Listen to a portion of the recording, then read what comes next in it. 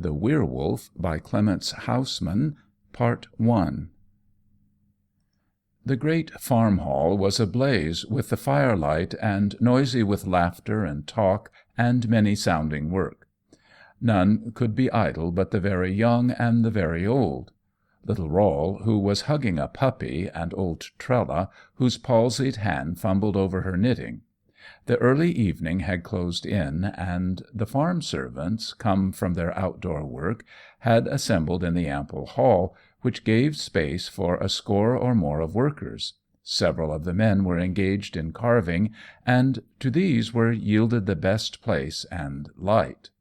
Others made or repaired fishing tackle and harness, and a great seine net occupied 3 pairs of hands. Of the women, most were sorting and mixing eider feather and chopping straw to add to it. Looms were there, although not in present use, but 3 wheels whirred emulously, and the finest and swiftest thread of the 3 ran between the fingers of the house-mistress. Near her were some children, busy too, plaiting wicks for candles and lamps. Each group of workers had a lamp in its centre, and those farthest from the fire had live heat from the 2 braziers filled with glowing wood embers, replenished now and again from the generous hearth.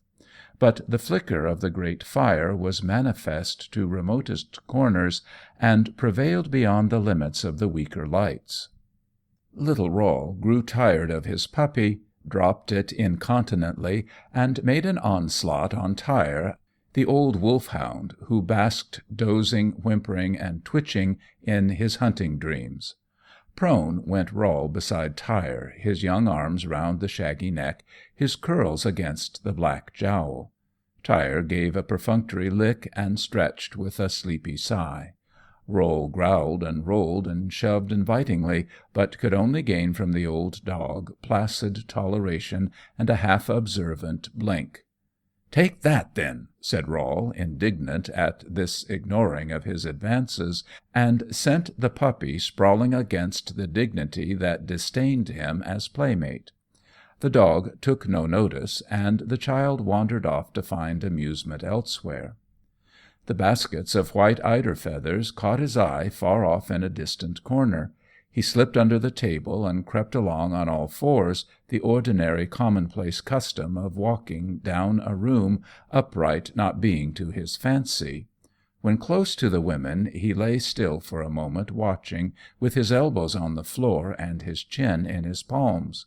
One of the women, seeing him, nodded and smiled, and presently he crept out behind her skirts and passed, hardly noticed, from one to another, till he found opportunity to possess himself of a large handful of feathers.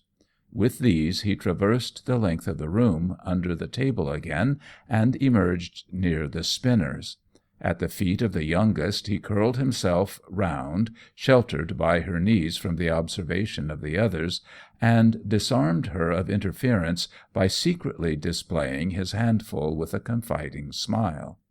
A dubious nod satisfied him, and presently he started on the play he had devised. He took a tuft of the white down and gently shook it free of his fingers close to the whirl of the wheel. The wind of the swift motion took it, spun it round and round in widening circles, till it floated above like a slow white moth. Little Rol's eyes danced, and the row of his small teeth shone in a silent laugh of delight. Another and another of the white tufts was sent whirling round like a winged thing in a spider's web, and floating clear at last. Presently the handful failed. Rol strolled forward to survey the room and contemplate another journey under the table. His shoulder, thrusting forward, checked the wheel for an instant. He shifted hastily. The wheel flew on with a jerk, and the thread snapped. "Naughty Rol," said the girl. The swiftest wheel stopped also, and the house-mistress, Rol's aunt, leaned forward, and, sighting the low curly head, gave a warning against mischief, and sent him off to old Trella's corner. Rol obeyed, and after a discreet period of obedience sidled out again down the length of the room farthest from his aunt's eye.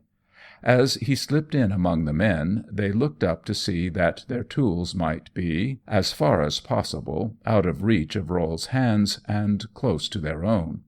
Nevertheless, before long he managed to secure a fine chisel and take off its point on the leg of the table.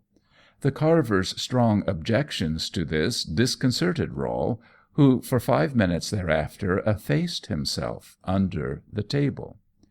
During this seclusion he contemplated the many pairs of legs that surrounded him, and almost shut out the light of the fire.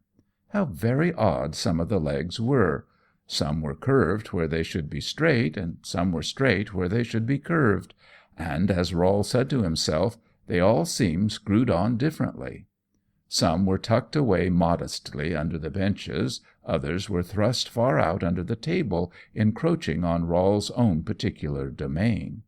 He stretched out his own short legs and regarded them critically, and after comparison favourably. Why were not all legs made like his? Or like his? These legs approved by Rol were a little apart from the rest. He crawled opposite and again made comparison. His face grew quite solemn as he thought of the innumerable days to come before his legs could be as long and strong. He hoped they would be just like those, his models, as straight as to bone and as curved as to muscle.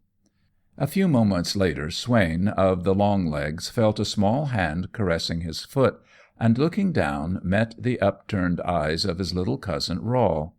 Lying on his back, still softly patting and stroking the young man's foot, the child was quiet and happy for a good while. He watched the movement of the strong, deft hands and the shifting of the bright tools. Now and then minute chips of wood, puffed off by Swain, fell down upon his face. At last he raised himself, very gently, lest a jog should wake impatience in the carver, and crossing his own legs round Swain's ankle, clasping with his arms too, laid his head against the knee. Such act is evidence of a child's most wonderful hero-worship. Quite content was Rol, and more than content, when Swain paused a minute to joke and pat his head and pull his curls. Quiet he remained as long as quiescence is possible to limbs young as his. Swain forgot he was near, hardly noticed when his leg was gently released, and never saw the stealthy abstraction of one of his tools.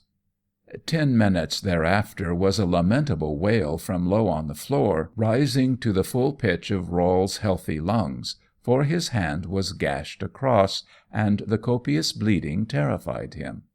Then was there soothing and comforting, washing and binding, and a modicum of scolding, till the loud outcry sank into occasional sobs, and the child, tear-stained and subdued, was returned to the chimney-corner settle, where Trella nodded.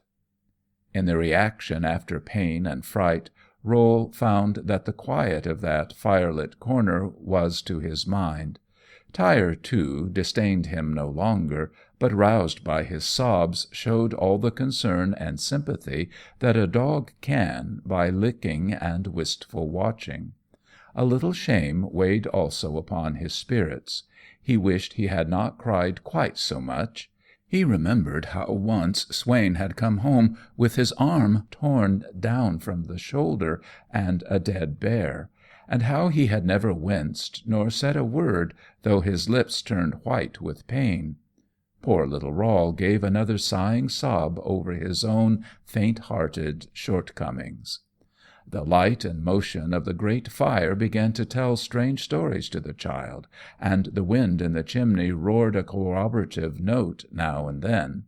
The great black mouth of the chimney, impending high over the hearth, received as into a mysterious gulf murky coils of smoke and brightness of aspiring sparks, and beyond, in the high darkness, were muttering and wailing and strange doings, so that sometimes the smoke rushed back in panic and curled out and up to the roof, and condensed itself to invisibility among the rafters.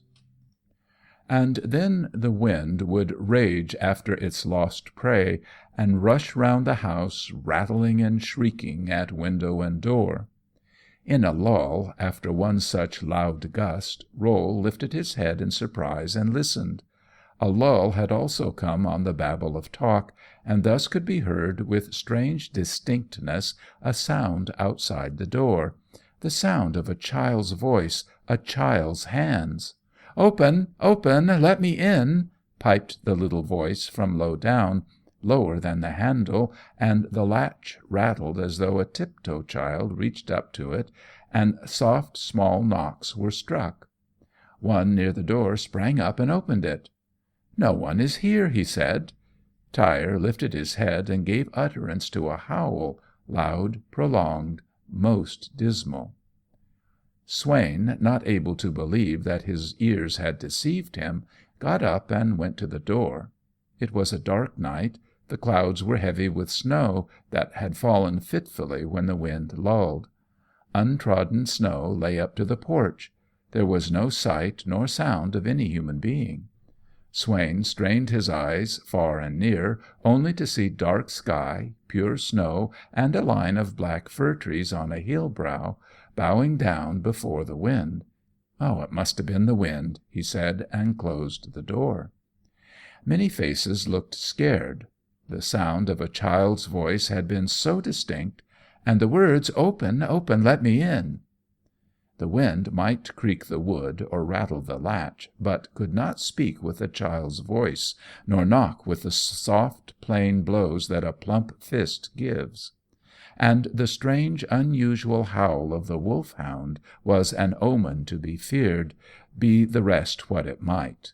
Strange things were said by one and another, till the rebuke of the house-mistress quelled them into far-off whispers. For a time after there was uneasiness, constraint, and silence. Then the chill fear thawed by degrees, and the babble of talk flowed on again. Yet half an hour later a very slight noise outside the door sufficed to arrest every hand, every tongue. Every head was raised, and every eye fixed in one direction. "It is Christian. He is late," said Swain.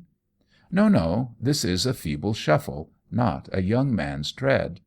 With the sound of uncertain feet came the hard tap-tap of a stick against the door, and the high-pitched voice of Eld, "Open, open, let me in." Again Tyre flung up his head in a long, doleful howl.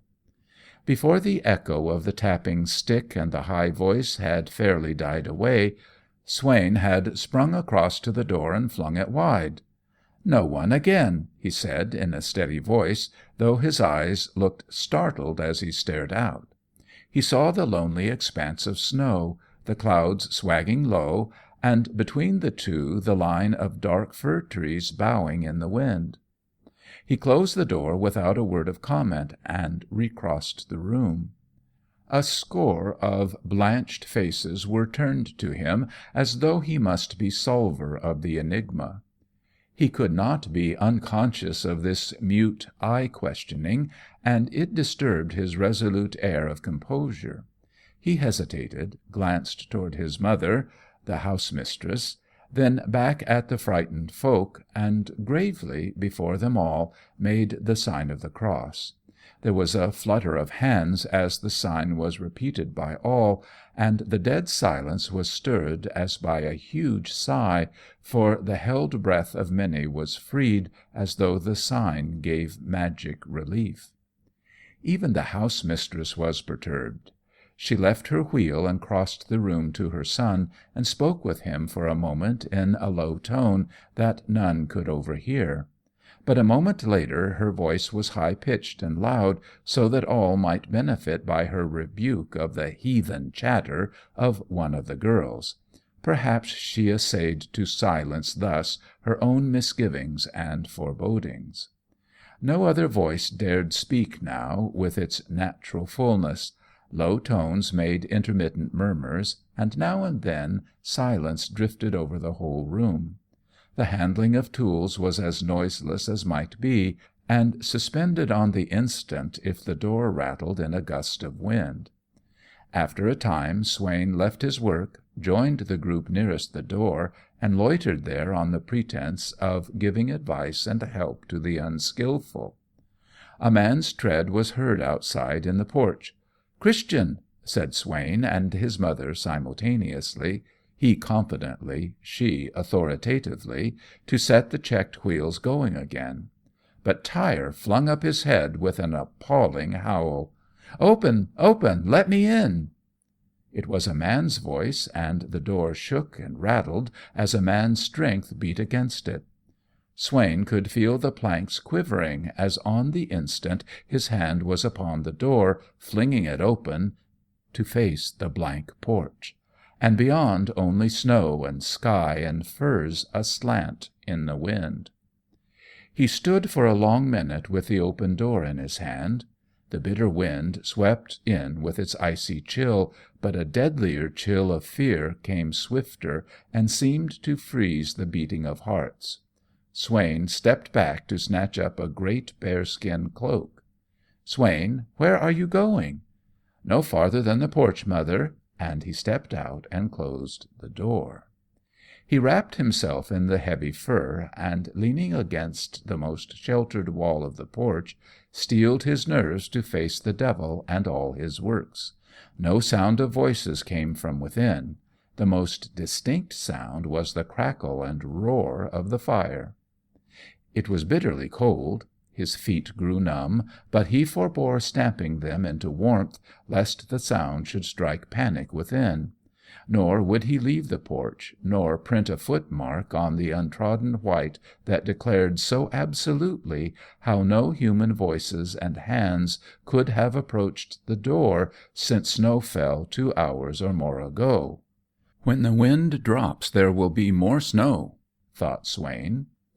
For the best part of an hour he kept his watch and saw no living thing, heard no unwonted sound. "I will freeze here no longer," he muttered, and re-entered.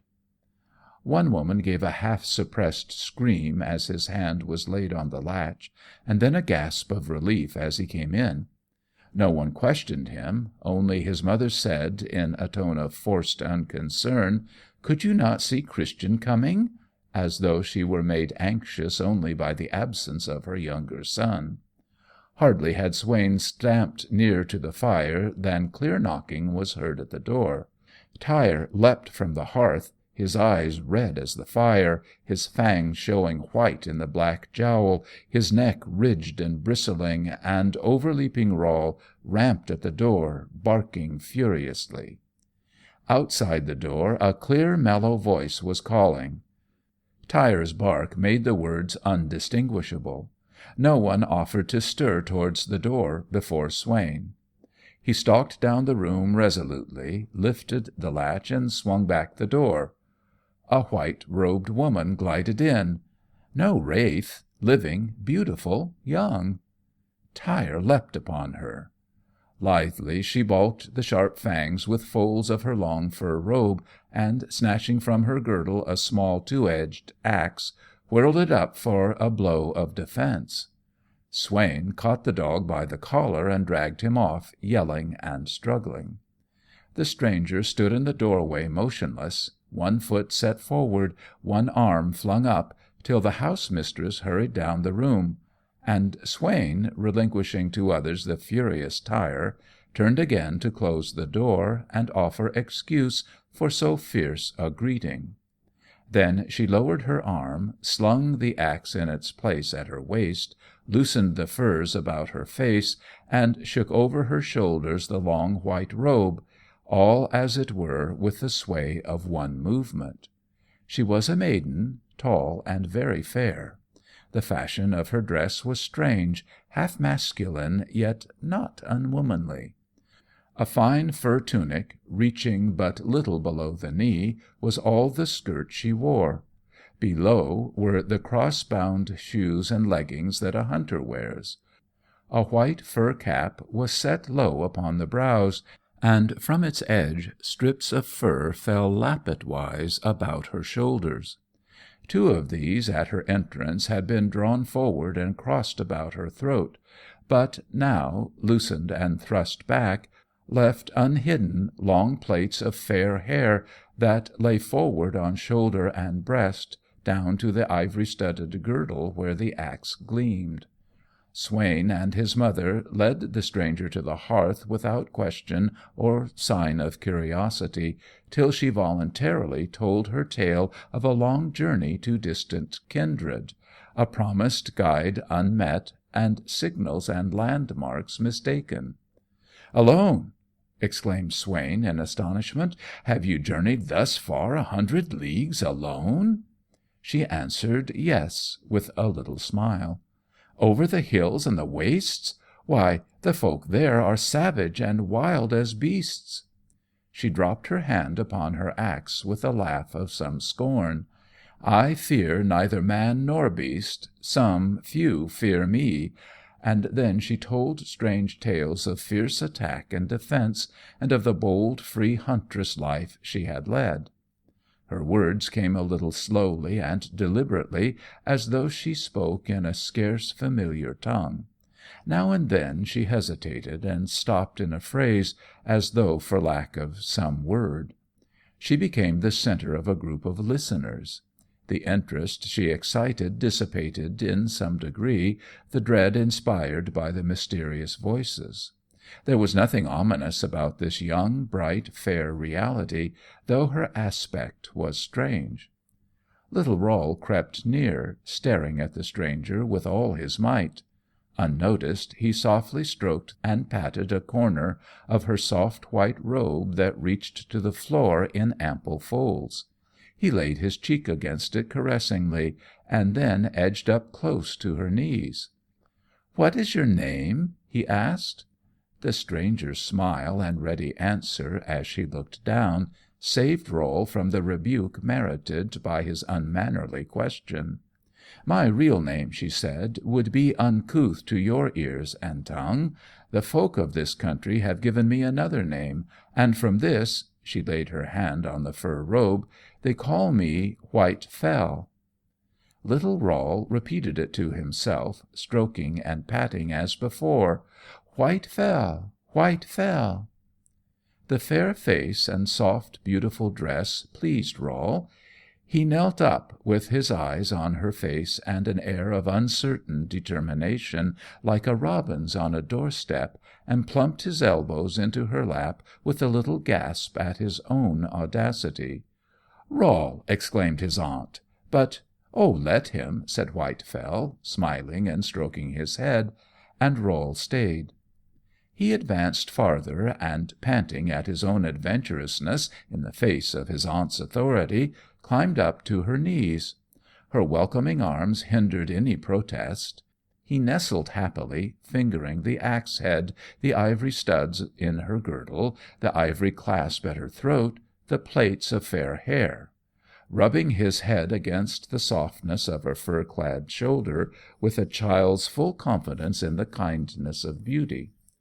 Whitefell had not uncovered her head, only knotted the pendant fur loosely behind her neck. Rol reached up his hand towards it, whispering her name to himself.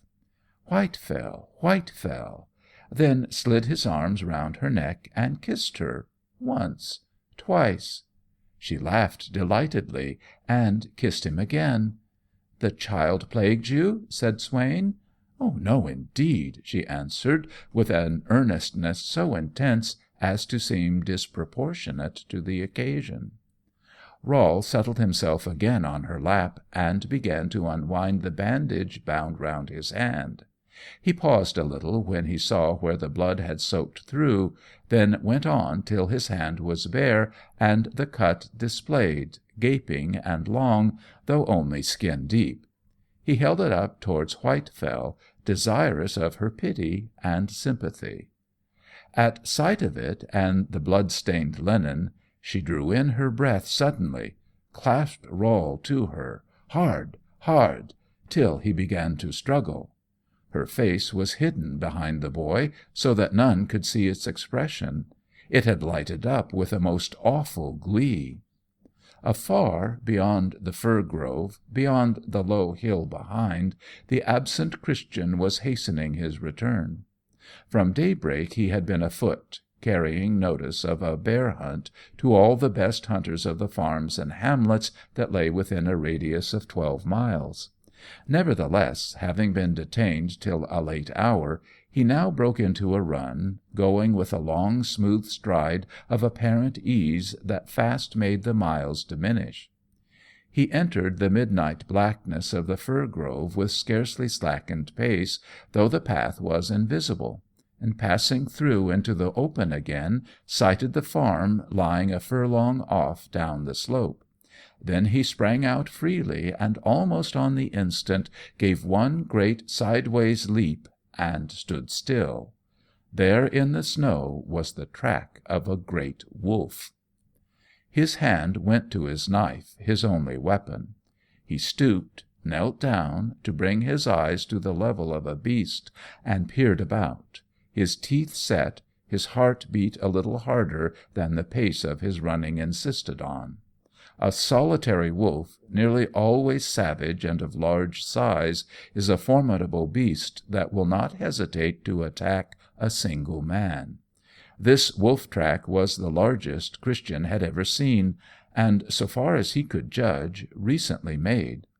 It led from under the fir trees down the slope. Well for him, he thought, was the delay that had so vexed him before. Well for him that he had not passed through the dark fir grove when that danger of jaws lurked there. Going warily, he followed the track. It led down the slope, across a broad ice-bound stream, along the level beyond, making towards the farm. A less precise knowledge had doubted and guessed that here might have come straying Big Tire or his like. But Christian was sure, knowing better than to mistake between footmark of dog and wolf. Straight on towards the farm. Surprised and anxious grew Christian that a prowling wolf would dare so near. He drew his knife and pressed on, more hastily, more keen-eyed. Oh, that Tire were with him! Straight on, even to the very door, where the snow failed. His heart seemed to give a great leap and then stop. There the track ended. Nothing lurked in the porch, and there was no sign of return. The firs stood straight against the sky, the clouds lay low, for the wind had fallen, and a few snowflakes came drifting down. In a horror of surprise, Christian stood dazed a moment, then he lifted the latch and went in. His glance took in all the old familiar forms and faces, and with them that of the stranger, fur-clad and beautiful. The awful truth flashed upon him. He knew what she was. Only a few were startled by the rattle of the latch as he entered. The room was filled with bustle and movement, for it was the supper hour, when all tools were laid aside and trestles and tables shifted. Christian had no knowledge of what he said and did. He moved and spoke mechanically, half thinking that soon he must wake from this horrible dream. Swain and his mother supposed him to be cold and dead tired, and spared all unnecessary questions. And he found himself seated beside the hearth, opposite that dreadful thing that looked like a beautiful girl, watching her every movement, curdling with horror to see her fondle the child Rol. Swain stood near them both, intent upon Whitefell also, but how differently! She seemed unconscious of the gaze of both, neither aware of the chill dread in the eyes of Christian, nor of Swain's warm admiration. These two brothers, who were twins, contrasted greatly, despite their striking likeness. They were alike in regular profile, fair brown hair, and deep blue eyes, but Swain's features were perfect as a young god's, while Christian's showed faulty details. Thus the line of his mouth was set too straight, the eyes shelved too deeply back, and the contour of the face flowed in less generous curves than Swain's. Their height was the same, but Christian was too slender for perfect proportion, while Swain's well-knit frame, broad shoulders, and muscular arms made him preeminent for manly beauty as well as for strength. As a hunter, Swain was without rival; as a fisher, without rival. All the countryside acknowledged him to be the best wrestler, rider, dancer, singer. Only in speed could he be surpassed, and in that only, by his younger brother. All others Swain could distance fairly, but Christian could outrun him easily. Aye, he could keep pace with Swain's most breathless burst, and laugh and talk the while. Christian took little pride in this fleetness of foot, counting a man's legs to be the least worthy of his members. He had no envy of his brother's athletic superiority, though to several feats he had made a moderate second. He loved as only a twin can love, proud of all that Swain did, content with all that Swain was, humbly content also that his own great love should not be so exceedingly returned, since he knew himself to be so far less love-worthy. Christian dared not, in the midst of women and children, launch the horror that he knew into words. He waited to consult his brother, but Swain did not, or would not, notice the signal he made, and kept his face always turned towards Whitefell. Christian drew away from the hearth, unable to remain passive with that dread upon him. "Where is Tyre?" he said suddenly. Then, catching sight of the dog in a distant corner, "Why is he chained there?" "He flew at the stranger," one answered. Christian's eyes glowed. "Yes?" he said interrogatively. "He was within an ace of having his brain knocked out." "Tyre?" "Yes, she was nimbly up with that little axe she has at her waist. It was well for old Tyre that his master throttled him off." Christian went without a word to the corner where Tyre was chained. The dog rose up to meet him, as piteous and indignant as a dumb beast can be. He stroked the black head. "Good Tyre, brave dog." They knew, they only, and the man and the dumb dog had comfort of each other. Christian's eyes turned again towards Whitefell, Tyre's also, and he strained against the length of the chain. Christian's hand lay on the dog's neck, and he felt it ridge and bristle with the quivering of impotent fury. Then he began to quiver in like manner with a fury born of reason, not instinct. As impotent morally as was Tyre physically. Oh, the woman's form that he dare not touch! Anything but that, and he with Tyre would be free to kill or be killed. Then he turned to ask fresh questions. "How long has the stranger been here?" "She came about half-hour before you." "Who opened the door to her?" "Swain. No one else dared." The tone of the answer was mysterious. "Why?" queried Christian. "Has anything strange happened? Tell me." For answer he was told, in a low undertone, of the summons at the door, thrice repeated, without human agency, and of Tyre's ominous howls, and of Swain's fruitless watch outside. Christian turned towards his brother in a torment of impatience for a word apart. The board was spread, and Swain was leading Whitefell to the guest's place. This was more awful. She would break bread with them under the roof-tree. He started forward and touched Swain's arm, whispered an urgent entreaty. Swain stared and shook his head in angry impatience. Thereupon Christian would take no morsel of food. His opportunity came at last. Whitefell questioned of the landmarks of the country, and of one Cairn Hill, which was an appointed meeting-place at which she was due that night. The house-mistress and Swain both exclaimed. "It is 3 long miles away," said Swain, "with no place for shelter but a wretched hut. Stay with us this night, and I will show you the way to-morrow." Whitefell seemed to hesitate. 3 miles, she said. Then I should be able to see or hear a signal.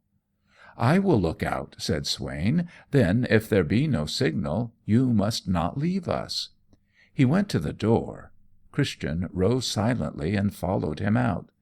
"Swain, do you know what she is?" Swain, surprised at the vehement grasp and low, hoarse voice, made answer, "She? Who? Whitefell?" "Yes." "She is the most beautiful girl I have ever seen." "She is a werewolf." Swain burst out laughing. "Are you mad?" he asked. "No. Here, see for yourself." Christian drew him out of the porch, pointing to the snow where the footmarks had been. For now they were not. Snow was falling fast, and every dent was blotted out. "Well?" asked Swain. "Had you come when I signed to you, you would have seen for yourself." "Seen what?" "The footprints of a wolf leading up to the door. None leading away." It was impossible not to be startled by the tone alone, though it was hardly above a whisper. Swain eyed his brother anxiously, but in the darkness could make nothing of his face. Then he laid his hands kindly and reassuringly on Christian's shoulders, and felt how he was quivering with excitement and horror. "One sees strange things," he said, "when the cold has got into the brain behind the eyes. You came in cold and worn out." "No," interrupted Christian. "I saw the track first on the brow of the slope, and followed it down right here to the door. This is no delusion." Swain, in his heart, felt positive that it was. Christian was given to daydreams and strange fancies, though never had he been possessed with so mad a notion before. "Don't you believe me?" said Christian desperately. "You must. I swear it is sane truth. Are you blind? Why, even Tyre knows." "You will be clearer headed to-morrow, after a night's rest. Then come, too, if you will, with Whitefell to the hill cairn, and if you have doubts still, watch and follow, and see what footprints she leaves." Galled by Swain's evident contempt, Christian turned abruptly to the door. Swain caught him back. "What now, Christian? What are you going to do?" "You do not believe me. My mother shall." Swain's grasp tightened. "You shall not tell her," he said authoritatively. Customarily, Christian was so docile to his brother's mastery that it was now a surprising thing when he wrenched himself free vigorously and said as determinedly as Swain, "She shall know." But Swain was nearer the door and would not let him pass. "There has been scare enough for one night already.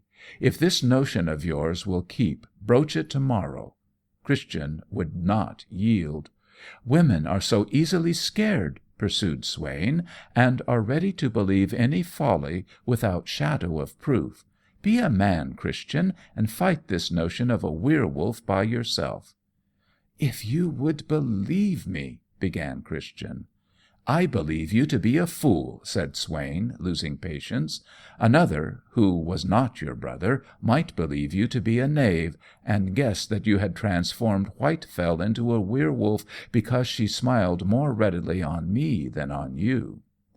The jest was not without foundation, for the grace of Whitefell's bright looks had been bestowed on him, on Christian never a whit. Swain's coxcombry was always frank and most forgivable, and not without fair colour. "If you want an ally," continued Swain, "confide in old Trella. Out of her stores of wisdom, if her memory holds good, she can instruct you in the orthodox manner of tackling a werewolf. If I remember aright, you should watch the suspected person till midnight, when the beast's form must be resumed, and retained ever after if a human eye sees the change. Or, better still, sprinkle hands and feet with holy water, which is certain death. Oh, never fear, but old Trella will be equal to the occasion." Swain's contempt was no longer good-humoured. Some touch of irritation or resentment rose at this monstrous doubt of Whitefell. But Christian was too deeply distressed to take offence. "You speak of them as old wives' tales, but if you had seen the proof I have seen, you would be ready at least to wish them true, if not also to put them to the test." "Well," said Swain, with a laugh that had a little sneer in it, "put them to the test. I will not object to that, if you will only keep your notions to yourself. Now, Christian, give me your word for silence, and we will freeze here no longer." Christian remained silent. Swain put his hands on his shoulders again, and vainly tried to see his face in the darkness. "We have never quarrelled yet, Christian." "I have never quarrelled," returned the other, aware for the first time that his dictatorial brother had sometimes offered occasion for quarrel, had he been ready to take it.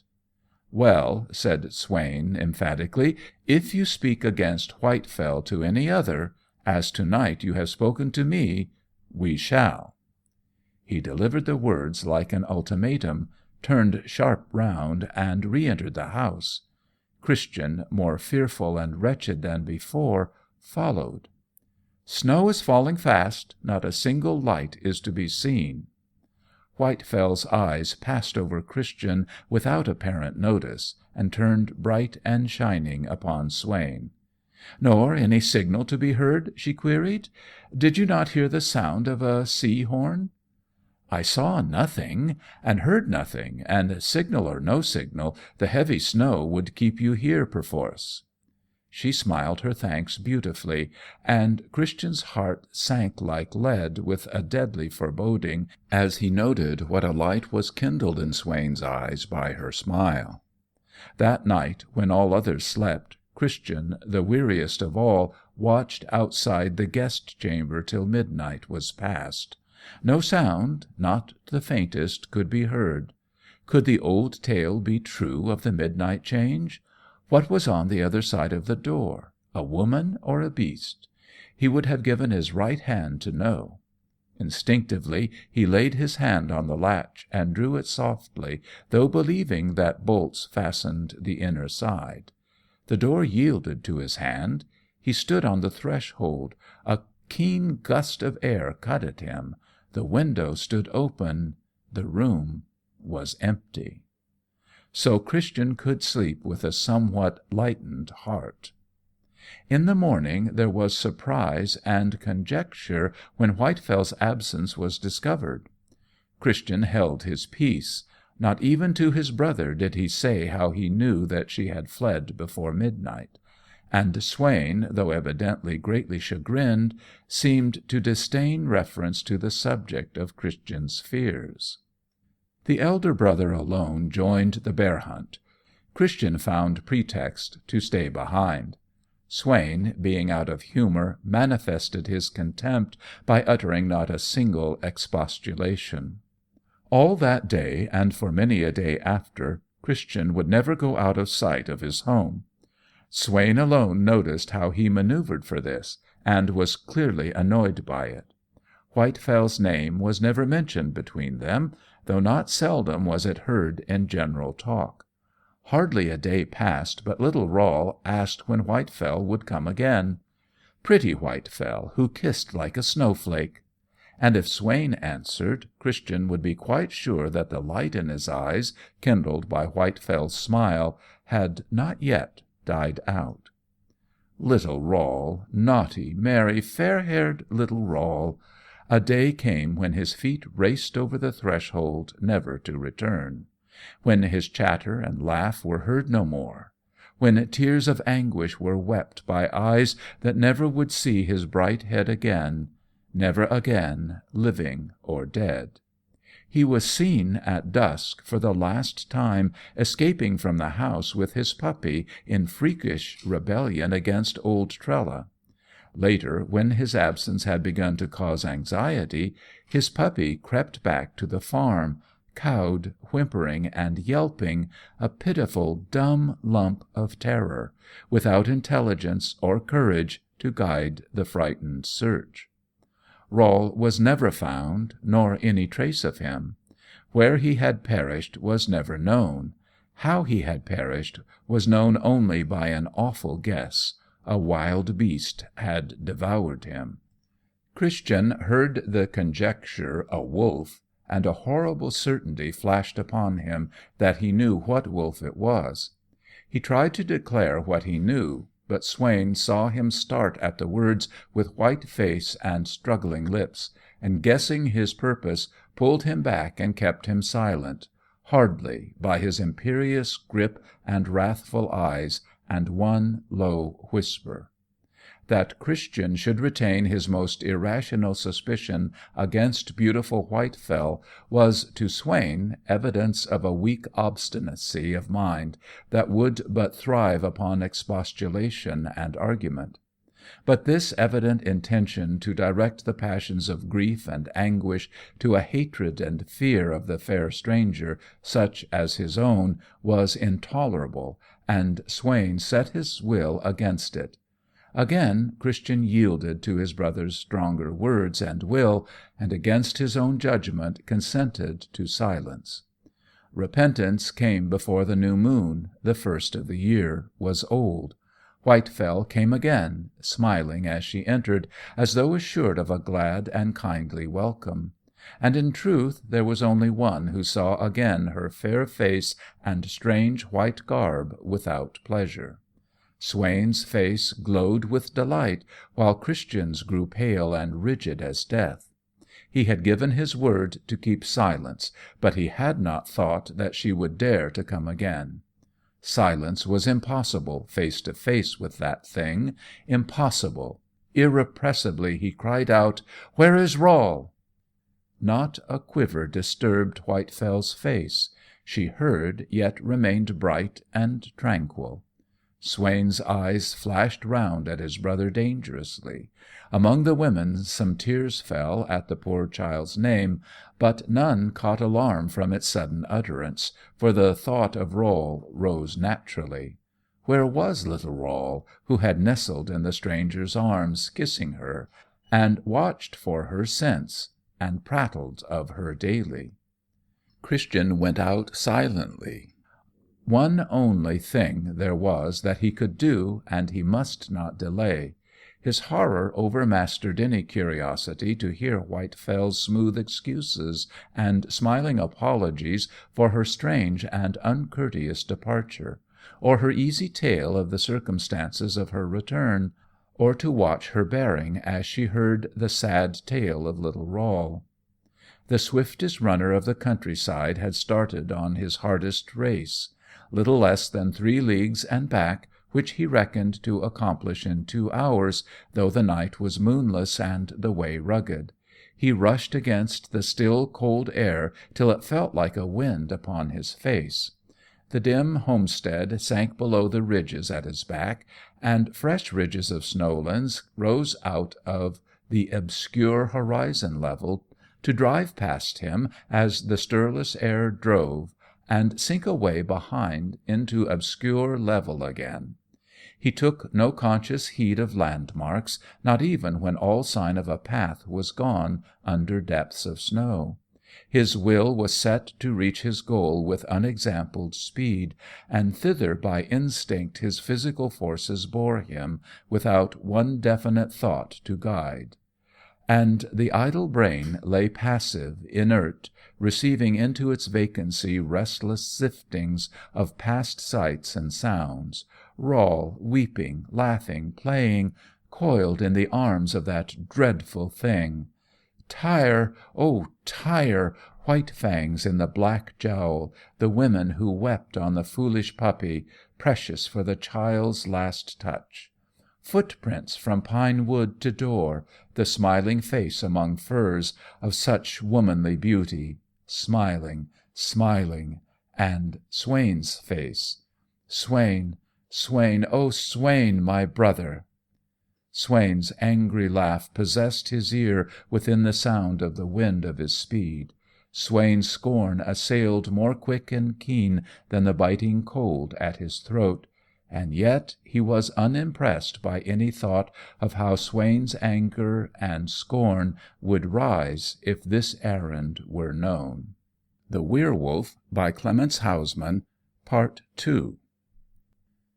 Swain was a skeptic. His utter disbelief in Christian's testimony regarding the footprints was based upon positive skepticism. His reason refused to bend in accepting the possibility of the supernatural materialized.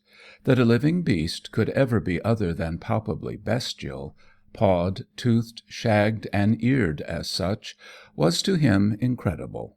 Far more, that a human presence could be transformed from its godlike aspect, upright, free-handed, with brows and speech and laughter.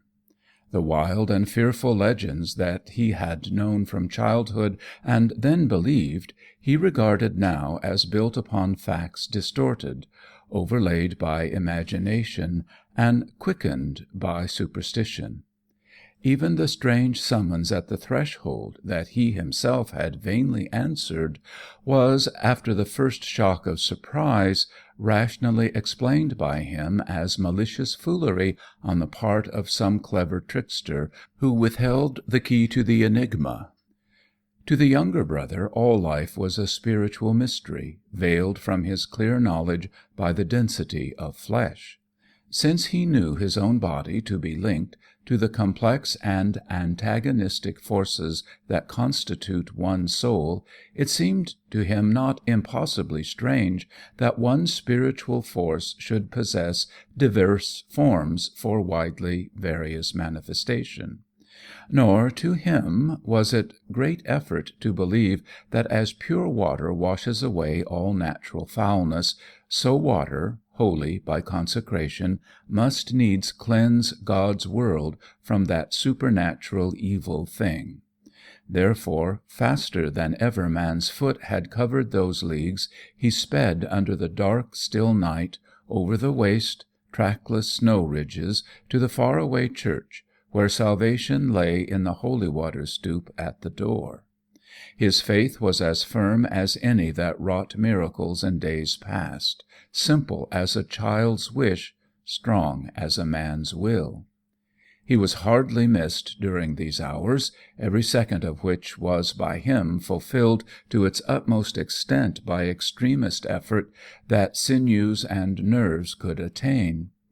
Within the homestead the while, the easy moments went bright with words and looks of unwonted animation, for the kindly hospitable instincts of the inmates were roused into cordial expression of welcome and interest by the grace and beauty of the returned stranger. But Swain was eager and earnest, with more than a host's courteous warmth. The impression that at her first coming had charmed him, that had lived since through memory, deepened now in her actual presence. Swain, the matchless among men, acknowledged in this fair Whitefell a spirit high and bold as his own, and a frame so firm and capable that only bulk was lacking for equal strength. Yet the white skin was moulded most smoothly, without such muscular swelling as made his might evident. Such love as his frank self-love could conceive was called forth by an ardent admiration for this supreme stranger.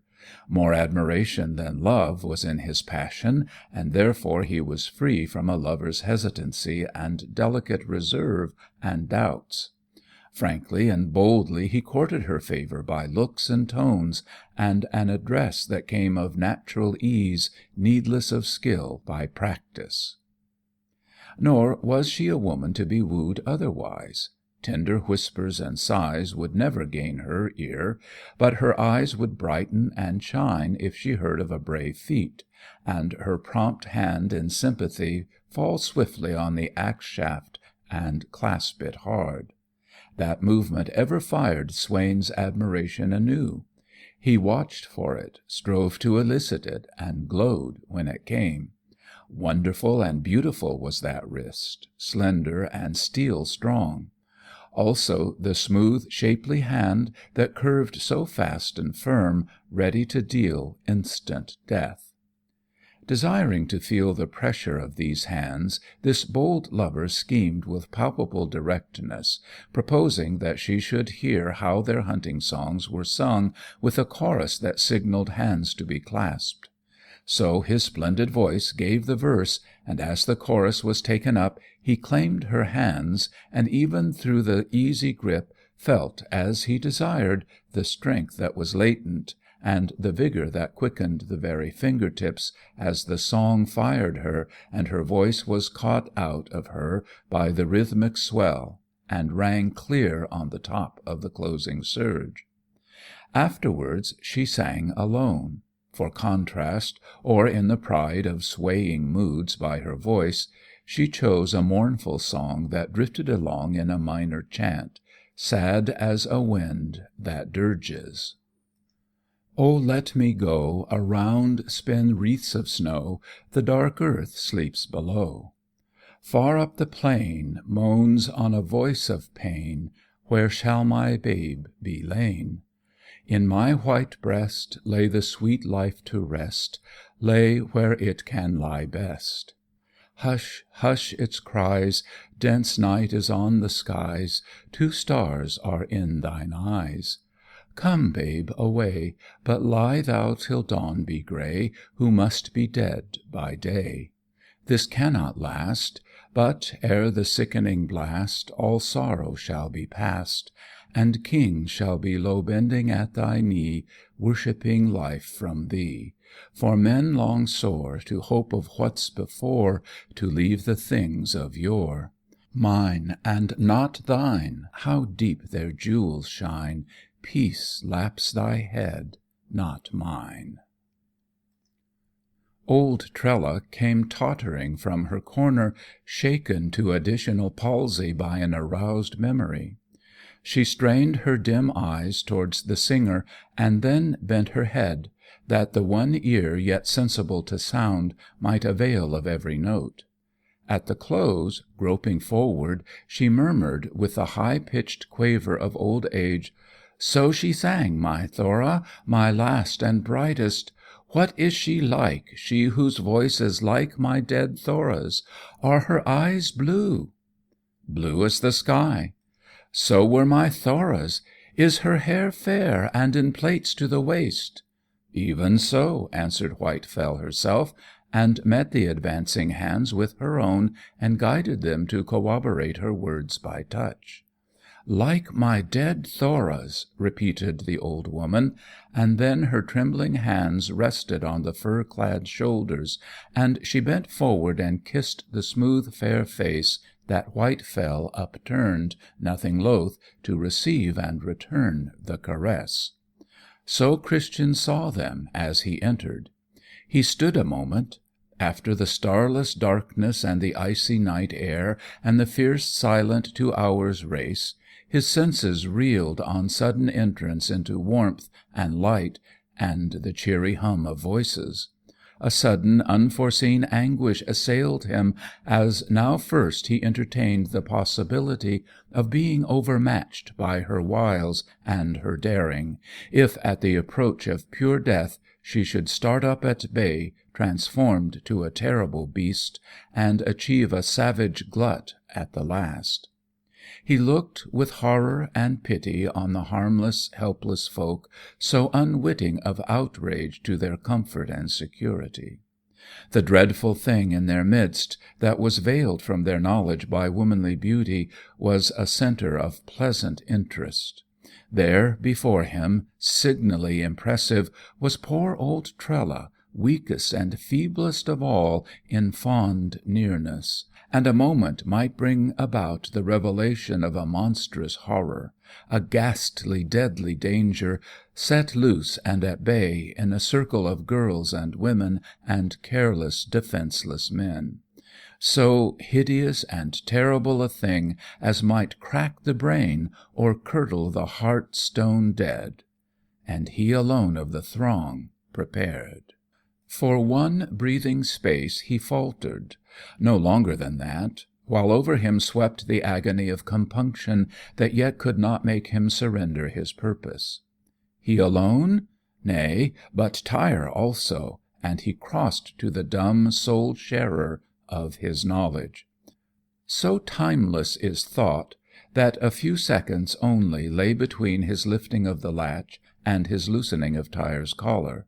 But in those few seconds succeeding his first glance, as lightning swift had been the impulses of others, their motion as quick and sure.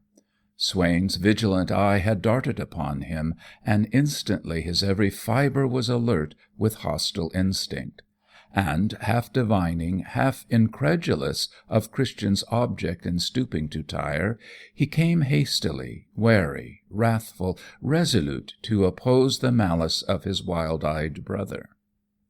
But beyond Swain rose Whitefell, blanching white as her furs, and with eyes grown fierce and wild. She leapt down the room to the door, whirling her long robe closely to her. "Hark!" she panted, "the signal horn! Hark! I must go!" as she snatched at the latch to be out and away. For one precious moment Christian had hesitated on the half-loosened collar, for except the womanly form were exchanged for the bestial, Tyre's jaws would gnash to rags his honour of manhood. Then he heard her voice and turned. Too late. As she tugged at the door, he sprang across, grasping his flask, but Swain dashed between and caught him back irresistibly, so that a most frantic effort only availed to wrench one arm free. With that, on the impulse of sheer despair, he cast at her with all his force. The door swung behind her, and the flask flew into fragments against it. Then, as Swain's grasp slackened, and he met the questioning astonishment of surrounding faces with a hoarse, inarticulate cry, "God help us all," he said, "she is a werewolf!" Swain turned upon him. "Liar! Coward!" and his hands gripped his brother's throat with deadly force, as though the spoken word could be killed so. And as Christian struggled, lifted him clear off his feet, and flung him crashing backward. So furious was he that, as his brother lay motionless, he stirred him roughly with his foot till their mother came between, crying shame. And yet then he stood by, his teeth set, his brows knit, his hands clenched, ready to enforce silence again violently, as Christian rose staggering and bewildered. But utter silence and submission were more than he expected, and turned his anger into contempt for one so easily cowed and held in subjection by mere force. "He's mad," he said, turning on his heel as he spoke, so that he lost his mother's look of pained reproach at this sudden free utterance of what was a lurking dread within her. Christian was too spent for the effort of speech. His hard-drawn breath laboured in great sobs, his limbs were powerless and unstrung in utter relax after hard service. Failure in his endeavour induced a stupor of misery and despair. In addition was the wretched humiliation of open violence and strife with his brother, and the distress of hearing misjudging contempt expressed without reserve. For he was aware that Swain had turned to allay the scared excitement half by imperious mastery, half by explanation and argument that showed painful disregard of brotherly consideration. All this unkindness of his twin he charged upon the fell thing who had wrought this their first dissension, and most terrible thought, interposed between them so effectually that Swain was wilfully blind and deaf on her account, resentful of interference, arbitrary, beyond reason. Dread and perplexity unfathomable darkened upon him. Unshared, the burden was overwhelming, a foreboding of unspeakable calamity, based upon his ghastly discovery, bore down upon him, crushing out hope of power to withstand impending fate. Swain, the while, was observant of his brother, despite the continual check of finding, turn and glance when he would, Christian's eyes always upon him, with a strange look of helpless distress, discomposing enough to the angry aggressor. "Like a beaten dog," he said to himself, rallying contempt to withstand compunction. Observation set him wondering on Christian's exhausted condition. The heavy labouring breath and the slack inert fall of the limbs told surely of unusual and prolonged exertion. And then why had close upon 2 hours' absence been followed by open hostility against Whitefell? Suddenly, the fragments of the flask giving a clue, he guessed all, and faced about to stare at his brother in amaze. He forgot that the motive scheme was against Whitefell, demanding derision and resentment from him. That was swept out of remembrance by astonishment and admiration for the feat of speed and endurance. In eagerness to question, he inclined to attempt a generous part, and frankly offer to heal the breach. But Christian's depression and sad following gaze provoked him to self-justification by recalling the offence of that outrageous utterance against Whitefell, and the impulse passed. Then other considerations counselled silence, and afterwards a humour possessed him to wait and see how Christian would find opportunity to proclaim his performance and establish the fact, without exciting ridicule on account of the absurdity of the errand. This expectation remained unfulfilled. Christian never attempted the proud avowal that would have placed his feat on record to be told to the next generation. That night Swain and his mother talked long and late together, shaping into certainty the suspicion that Christian's mind had lost its balance, and discussing the evident cause. For Swain, declaring his own love for Whitefell, suggested that his unfortunate brother, with a like passion, they being twins in loves as in birth, had through jealousy and despair turned from love to hate, until reason failed at the strain, and a craze developed, which the malice and treachery of madness made a serious and dangerous force. So Swain theorized, convincing himself as he spoke, convincing afterwards others who advanced doubts against Whitefell, fettering his judgment by his advocacy, and by his staunch defence of her hurried flight, silencing his own inner consciousness of the unaccountability of her action. But a little time, and Swain lost his vantage in the shock of a fresh horror at the homestead. Trella was no more, and her end a mystery. The poor old woman crawled out in a bright gleam to visit a bedridden gossip living beyond the fir grove. Under the tree she was last seen, halting for her companion, sent back for a forgotten present. Quick alarm sprang, calling every man to the search. Her stick was found among the brushwood only a few paces from the path, but no track or stain, for a gusty wind was sifting the snow from the branches, and hid all sign of how she came by her death. So panic-stricken were the farm folk that none dared go singly on the search. Known danger could be braced, but not this stealthy death that walked by day invisible, that cut off alike the child in his play and the aged woman so near to her quiet grave. Roll she kissed, Trella she kissed.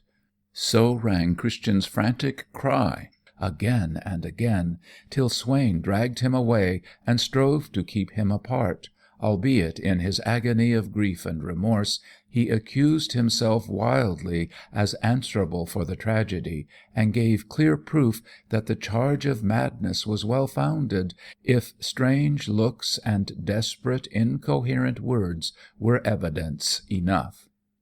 But thenceforward all Swain's reasoning and mastery could not uphold Whitefell above suspicion.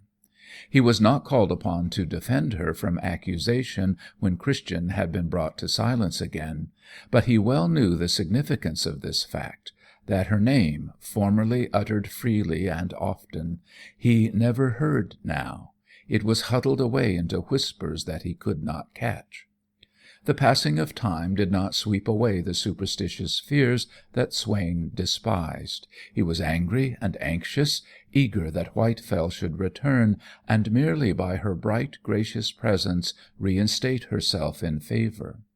But doubtful if all his authority and example could keep from her notice an altered aspect of welcome, and he foresaw clearly that Christian would prove unmanageable, and might be capable of some dangerous outbreak. For a time the twins' variance was marked, on Swain's part by an air of rigid indifference, on Christian's by heavy downcast silence, and a nervous apprehensive observation of his brother. Superadded to his remorse and foreboding, Swain's displeasure weighed upon him intolerably, and the remembrance of their violent rupture was a ceaseless misery. The elder brother, self-sufficient and insensitive, could little know how deeply his unkindness stabbed. A depth and force of affection such as Christian's was unknown to him. The loyal subservience that he could not appreciate had encouraged him to domineer. This strenuous opposition to his reason and will was accounted as furious malice, if not sheer insanity. Christian's surveillance galled him incessantly, and embarrassment and danger he foresaw as the outcome. Therefore, that suspicion might be lulled, he judged it wise to make overtures for peace. Most easily done.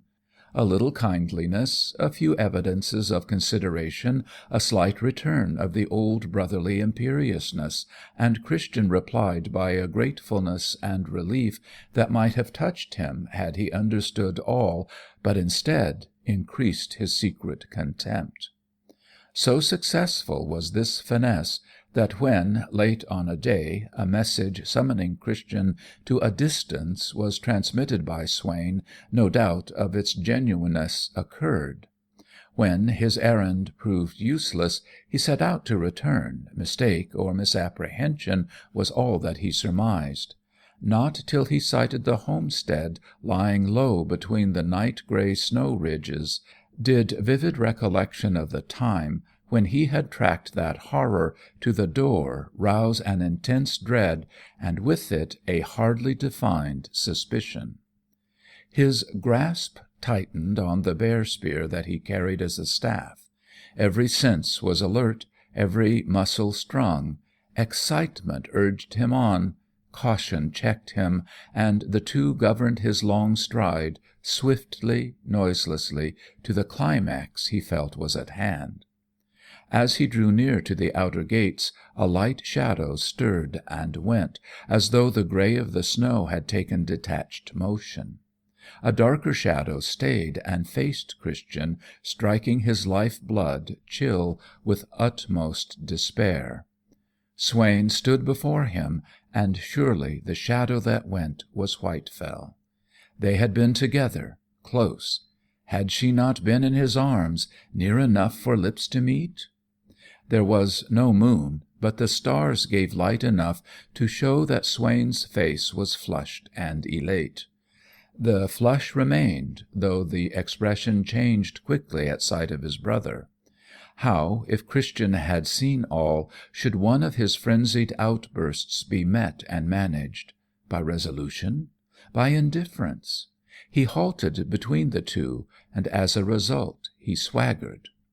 "Whitefell?" questioned Christian, hoarse and breathless. "Yes?" Swain's answer was a query, with an intonation that implied he was clearing the ground for action. From Christian came, "Have you kissed her?" like a bolt direct, staggering Swain by its sheer prompt temerity. He flushed yet darker, and yet half smiled over this earnest of success he had won. Had there been really between himself and Christian the rivalry that he imagined, his face had enough of the insolence of triumph to exasperate jealous rage. "You dare ask this?" "Swain, oh, Swain, I must know. You have—" The ring of despair and anguish in his tone angered Swain, misconstruing it. Jealousy urging to such presumption was intolerable. "Mad fool," he said, constraining himself no longer. "Win for yourself a woman to kiss. Leave mine without question. Such an one as I should desire to kiss is such an one as shall never allow a kiss to you." Then Christian fully understood his supposition. "I?" he cried. "Whitefell? That deadly thing? Swain, are you blind? Mad? I would save you from her, a werewolf." Swain, maddened again at the accusation, a dastardly way of revenge, as he conceived, and instantly, for the second time, the brothers were at strife violently. But Christian was now too desperate to be scrupulous, for a dim glimpse had shot a possibility into his mind, and to be free to follow it, the striking of his brother was a necessity. Thank God he was armed, and so Swain's equal. Facing his assailant with the bear spear, he struck up his arms, and with the butt end hit hard, so that he fell. The matchless runner leapt away on the instant, to follow a forlorn hope. Swain, on regaining his feet, was as amazed as angry at this unaccountable flight. He knew in his heart that his brother was no coward, and that it was unlike him to shrink from an encounter because defeat was certain, and cruel humiliation from a vindictive victor probable. Of the uselessness of pursuit he was well aware. He must abide his chagrin, content to know that his time for advantage would come. Since Whitefell had parted to the right, Christian to the left, the event of a sequent encounter did not occur to him. And now Christian, acting on the dim glimpse he had had, just as Swain turned upon him, of something that moved against the sky along the ridge behind the homestead, was staking his only hope on a chance, and his own superlative speed. If what he saw was really Whitefell, he guessed she was bending her steps towards the open wastes, and there was just a possibility that, by a straight dash and a desperate, perilous leap over a sheer bluff, he might yet meet her or head her. And then he had no further thought. It was past, the quick, fierce race, and the chance of death at the leap, and he halted in a hollow to fetch his breath and to look. Did she come? Had she gone? She came. She came with a smooth, gliding, noiseless speed that was neither walking nor running. Her arms were folded in her furs that were drawn tight about her body. The white lappets from her head were wrapped and knotted closely beneath her face. Her eyes were set on a far distance. So she went, till the even sway of her going was startled to a pause by Christian. "Fell!" She drew a quick, sharp breath at the sound of her name, thus mutilated, and faced Swain's brother. Her eyes glittered, her upper lip was lifted and showed the teeth. The half of her name, impressed with an ominous sense as uttered by him, warned her of the aspect of a deadly foe. Yet she cast loose her robes till they trailed ample, and spoke as a mild woman. "What would you?" Then Christian answered with his solemn, dreadful accusation. "You kissed Rol, and Rol is dead. You kissed Trella, she is dead. You have kissed Swain, my brother, but he shall not die." He added, "You may live till midnight." The edge of the teeth and the glitter of the eyes stayed a moment, and her right hand also slid down to the axe shaft. Then, without a word, she swerved from him and sprang out and away, swiftly over the snow. And Christian sprang out and away, and followed her swiftly over the snow, keeping behind but half a stride's length from her side. So they went running together, silent, towards the vast wastes of snow, where no living thing but they two moved under the stars of night. Never before had Christian so rejoiced in his powers. The gift of speed and the training of use and endurance were priceless to him now. Though midnight was hours away, he was confident that, go where that fell thing would, hasten as she would, she could not outstrip him nor escape from him. Then, when came the time for transformation, when the woman's form made no longer a shield against a man's hand, he could slay or be slain to save Swain. He had struck his dear brother in dire extremity, but he could not, though reason urged, strike a woman. For 1 mile, for 2 miles, they ran, Whitefell ever foremost, Christian ever at equal distance from her side, so near that now and again her outflying furs touched him. She spoke no word, nor he.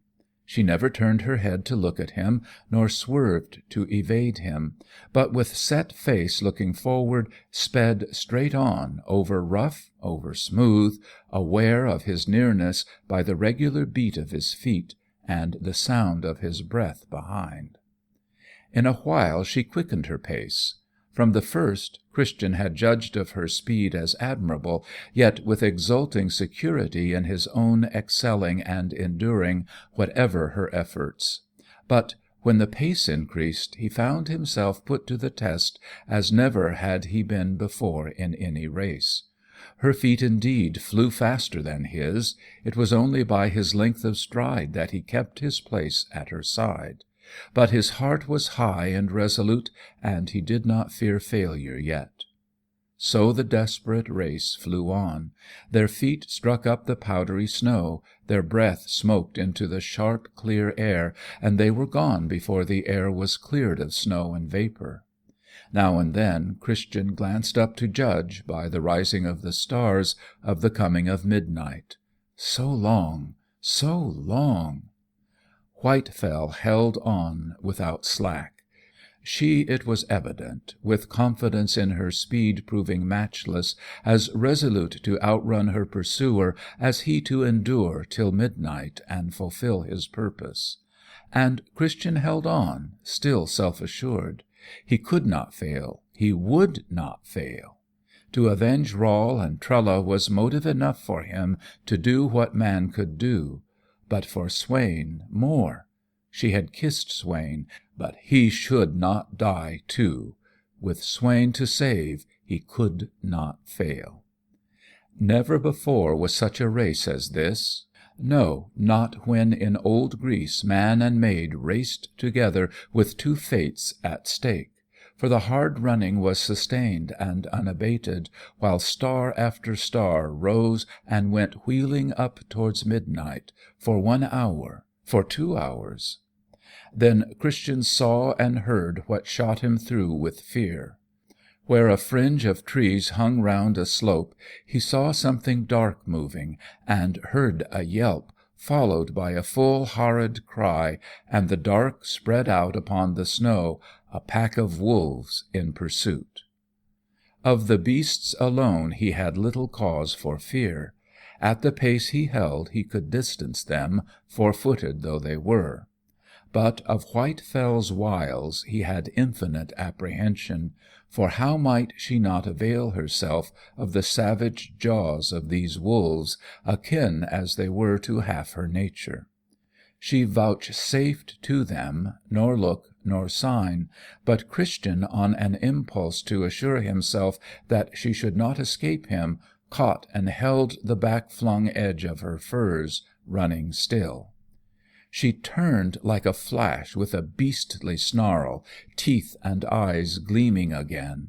Her axe shone on the upstroke, on the downstroke, as she hacked at his hand. She had lopped it off at the wrist, but that he parried with the bear-spear. Even then she shore through the shaft and shattered the bones of the hand at the same blow, so that he loosed perforce.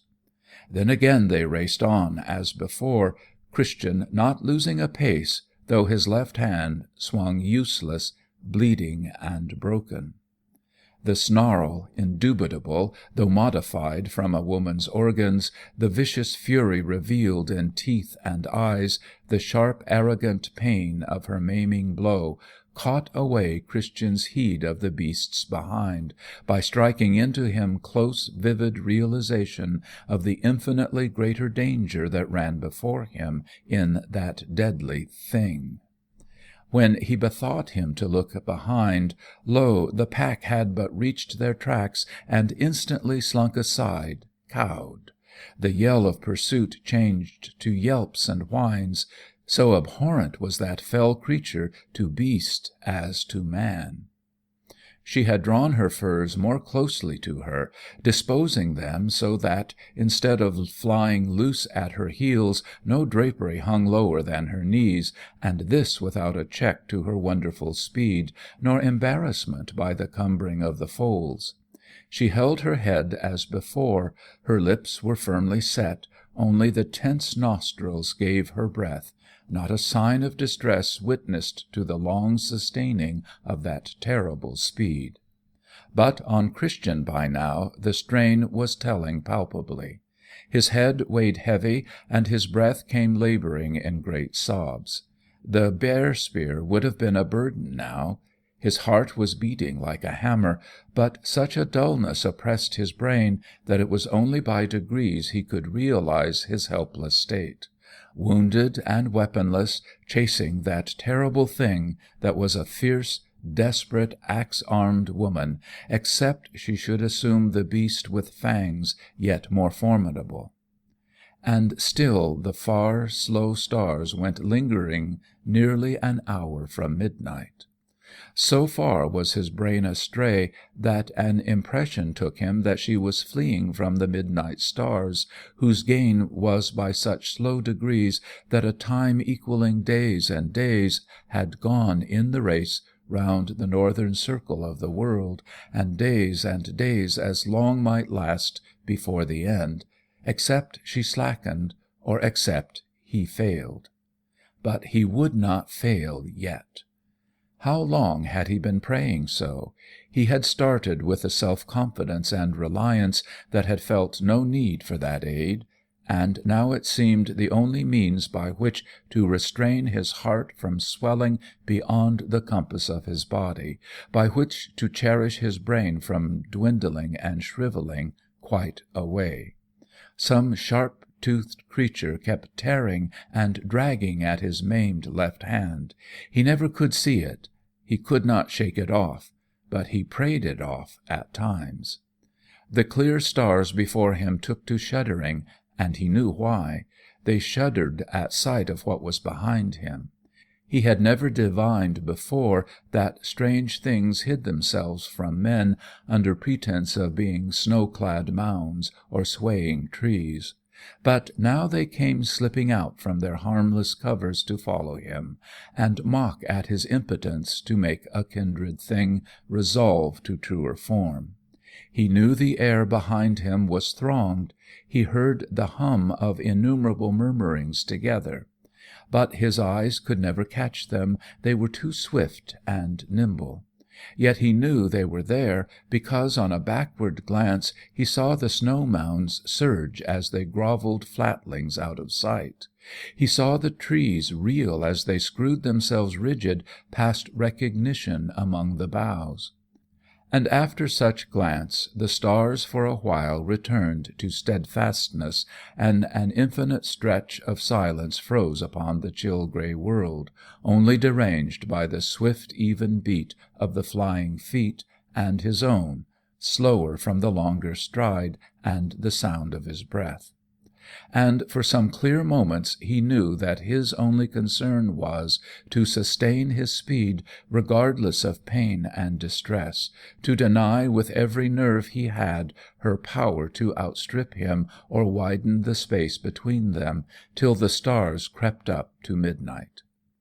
Then out again would come that crowd invisible, humming and hustling behind, dense and dark enough, he knew, to blot out the stars at his back, yet ever skipping and jerking from his sight.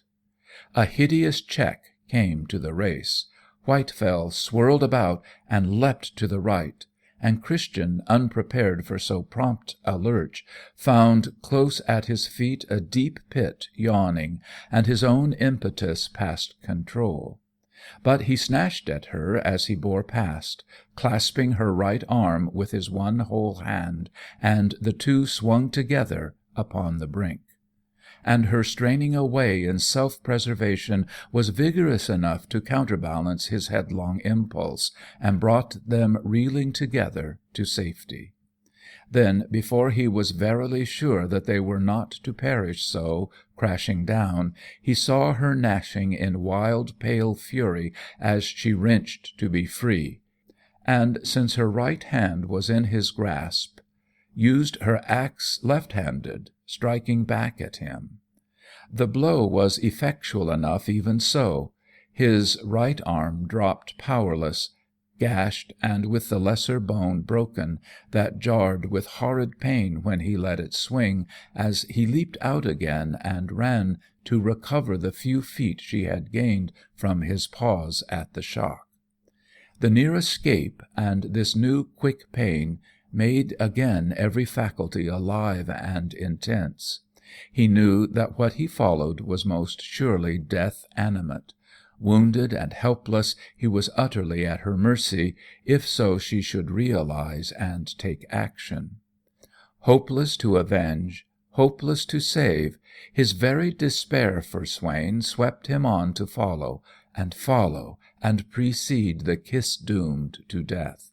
Could he yet fail to hunt that thing past midnight, out of the womanly form alluring and treacherous into lasting restraint of the bestial, which was the last shred of hope left from the confident purpose of the outset? Swain, Swain, oh Swain! He thought he was praying, though his heart wrung out nothing but this: Swain, Swain, oh Swain! The last hour from midnight had lost half its quarters, and the stars were lifting up the great minutes, and again his greatening heart and his shrinking brain and the sickening agony that swung at either side conspired to appall the will that had only seeming empire over his feet.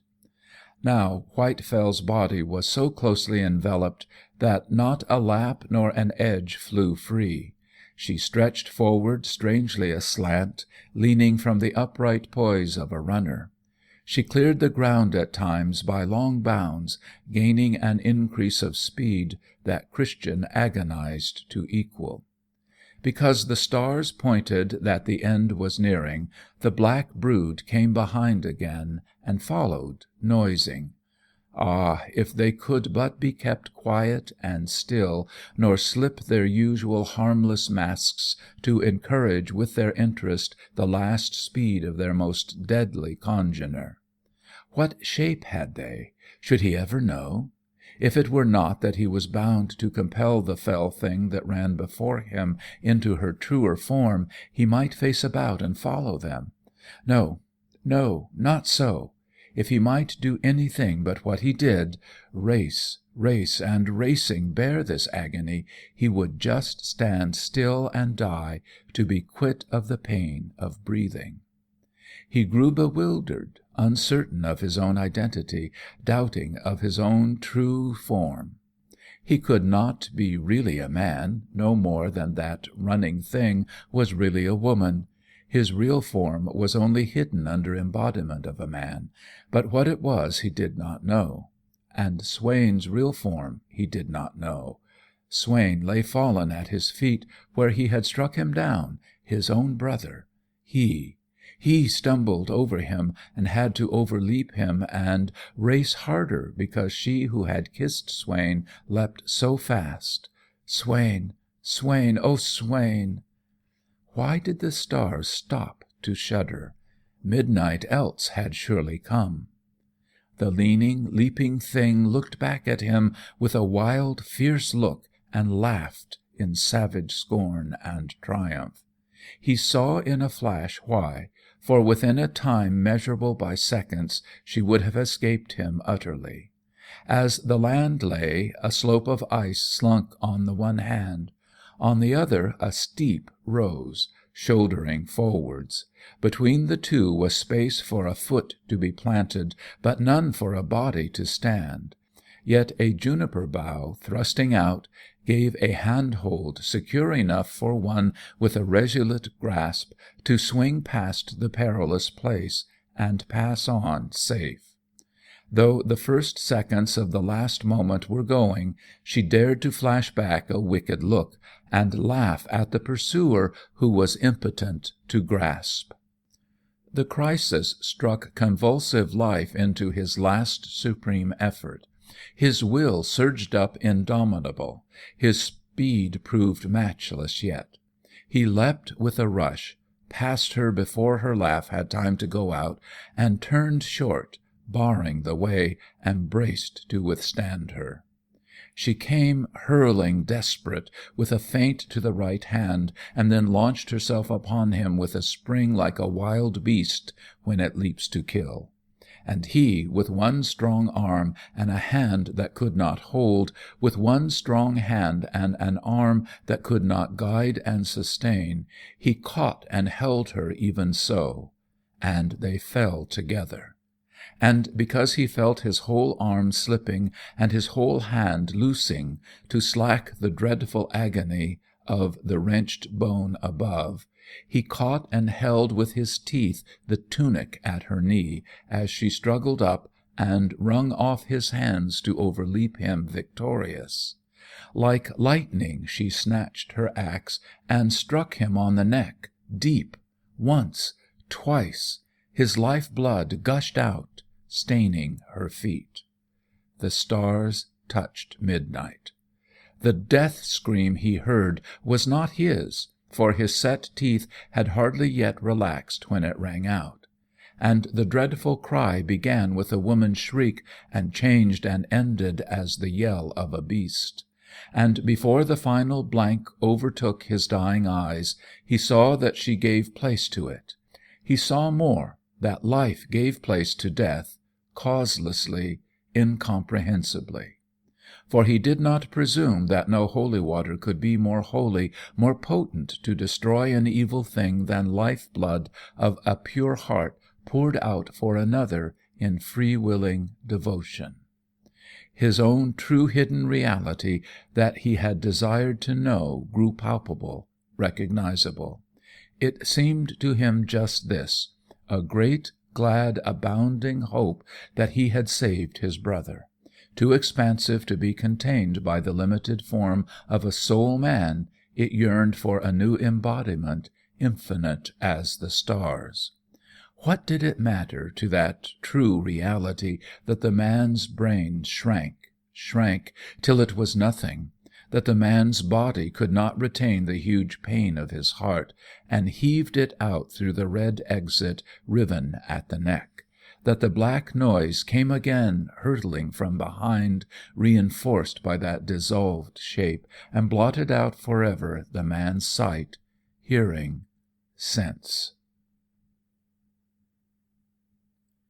In the early grey of day, Swain chanced upon the footprints of a man, of a runner, as he saw by the shifted snow, and the direction they had taken aroused curiosity, since a little farther their line must be crossed by the edge of a sheer height. He turned to trace them, and so doing the length of the stride struck his attention, a stride long as his own if he ran. He knew he was following Christian. In his anger he had hardened himself to be indifferent to the night-long absence of his brother. But now, seeing where the footsteps went, he was seized with compunction and dread.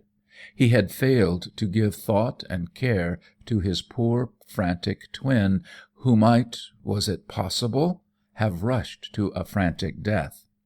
His heart stood still when he came to the place where the leap had been taken. A piled edge of snow had fallen, too, and nothing but snow lay below when he peered. Along the upper edge he ran for a furlong, till he came to a dip where he could slip and climb down, and then back again on the lower level to the pile of fallen snow. There he saw that the vigorous running had started afresh. He stood pondering, vexed that any man should have taken that leap where he had not ventured to follow, vexed that he had been beguiled to such painful emotions, guessing vainly at Christian's object in this mad freak.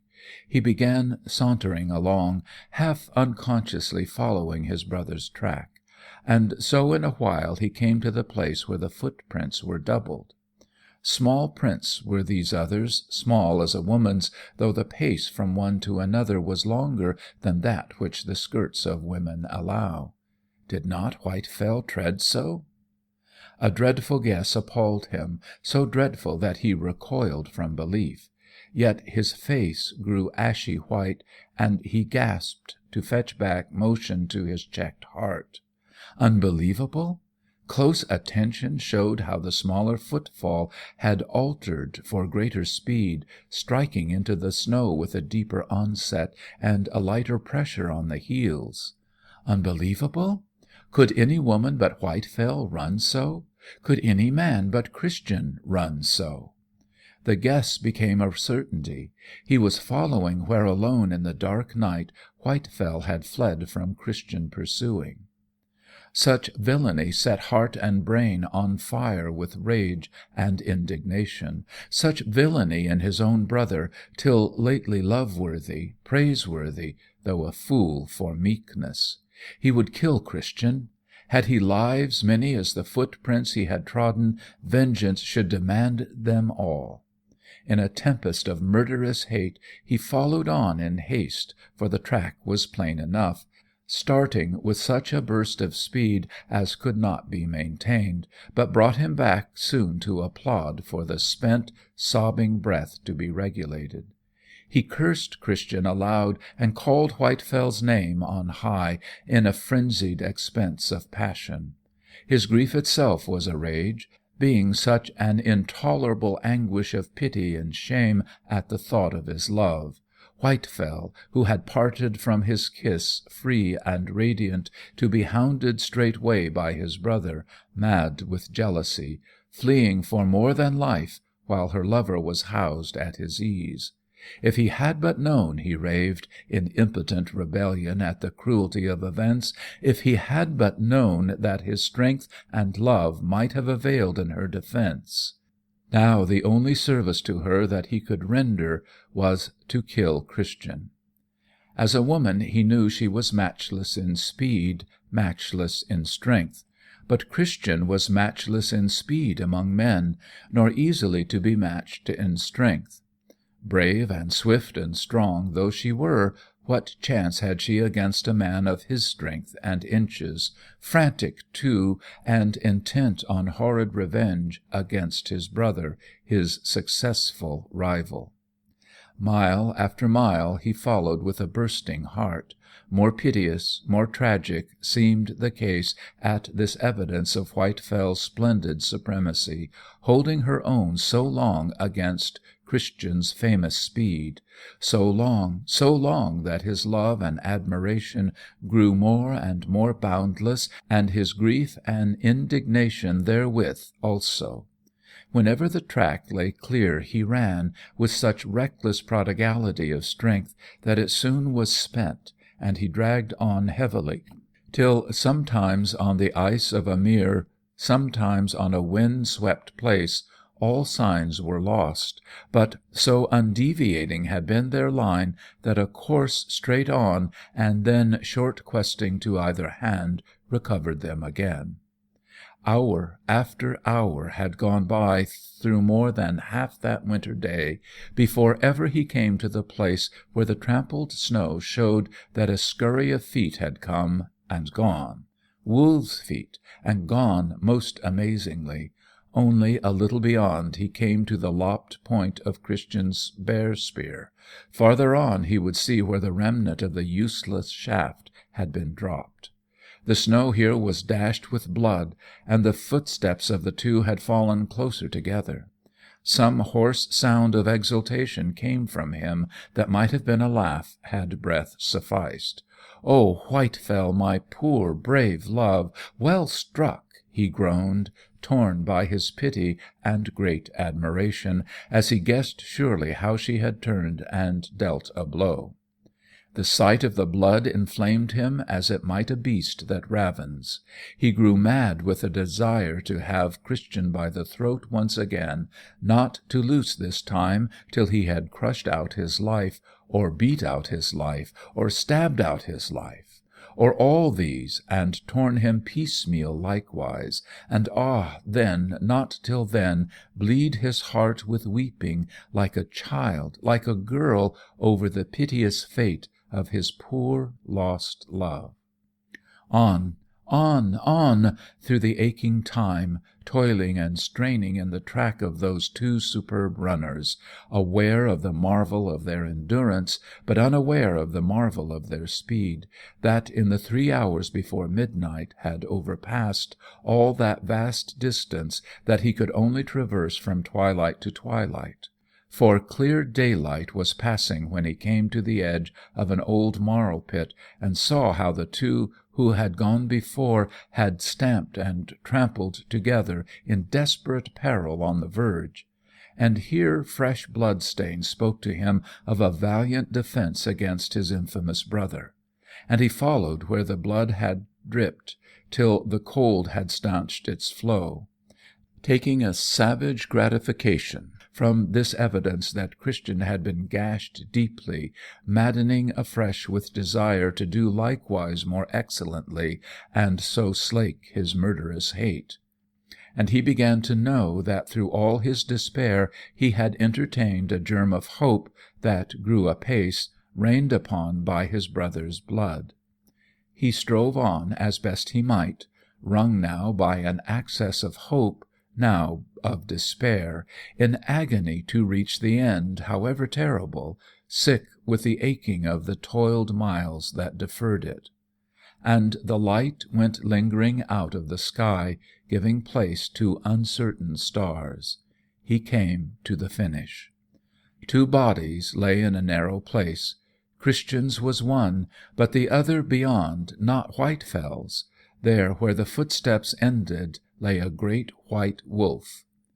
At the sight Swain's strength was blasted. Body and soul he was struck down, grovelling. The stars had grown sure and intense before he stirred from where he had dropped prone. Very feebly he crawled to his dead brother, and laid his hands upon him, and crouched so, afraid to look or stir farther. Cold, stiff hours, dead. Yet the dead body was his only shelter and stay in that most dreadful hour. His soul, stripped bare of all sceptic comfort, cowered, shivering, naked, abject, and the living clung to the dead out of piteous need for grace from the soul that had passed away. He rose to his knees, lifting the body.